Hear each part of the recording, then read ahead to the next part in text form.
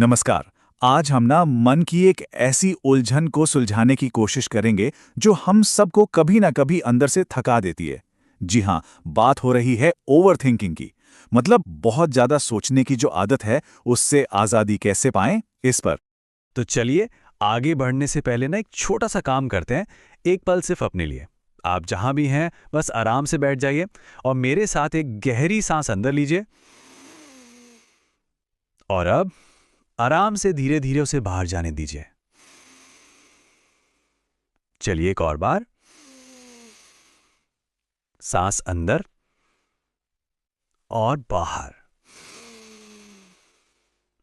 बहुत अच्छे। तो आइए सबसे पहले ये समझते हैं कि ये ओवरथिंकिंग आखिर है क्या भला।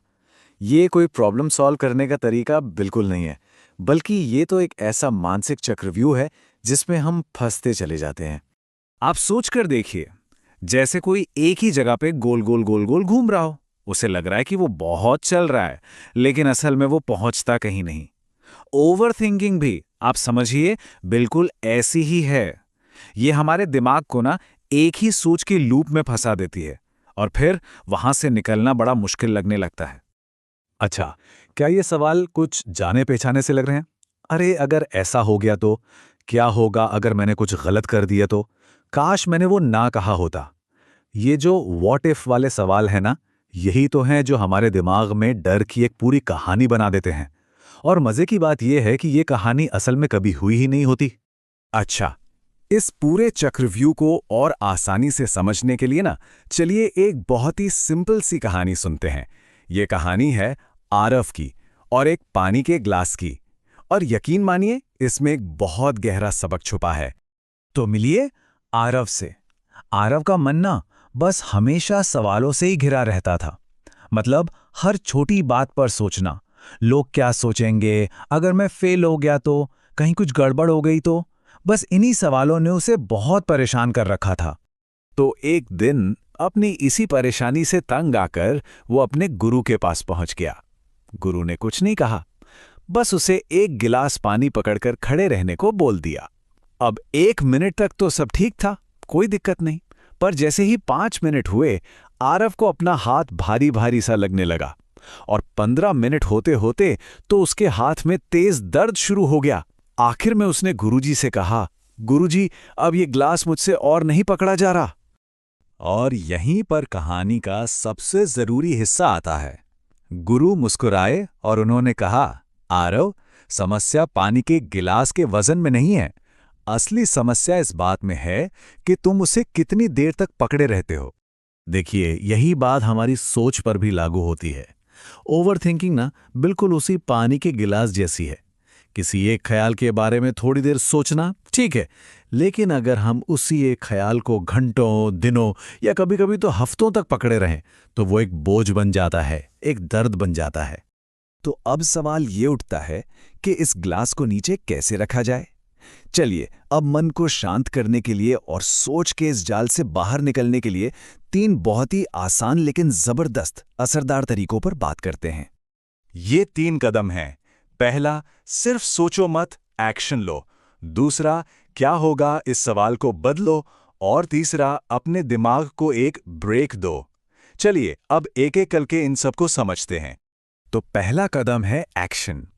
देखिए, जब हम सिर्फ सोचते रहते हैं तो मन में कंफ्यूजन और डर दोनों बढ़ते हैं।